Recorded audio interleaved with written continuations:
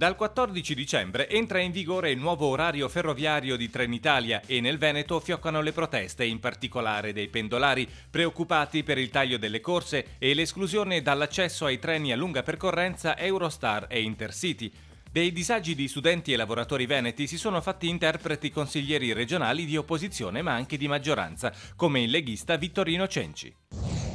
Molti treni passeranno da Intercity ad Eurocity e per cui con costo sicuramente maggiore, andando a sovraffollare quei treni che regolarmente passano e sono locali, per cui treni già carichi di pendolari. Credo che in una situazione, in un contesto del genere, queste manovre dovrebbero essere pensate con più attenzione. Marco Zabotti della Rete Civica e Nicola Talmi dei Comunisti Italiani hanno sollecitato la Giunta regionale a chiedere il rispetto del contratto di servizio e a imporre alla società ferroviaria il ripristino dei servizi tagliati, mentre Guido Trento del Partito Democratico si spinge oltre.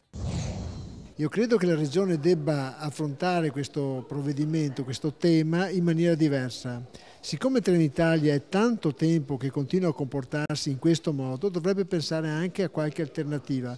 Da parte sua, l'assessore regionale ai trasporti Renato Chisso ha incontrato i rappresentanti di Trenitalia assieme al consigliere Tiziano Zigiotto, comunicando loro la contrarietà della regione al nuovo orario e sollecitando soluzioni che non penalizzino i pendolari, come è avvenuto in Lombardia e in Emilia-Romagna.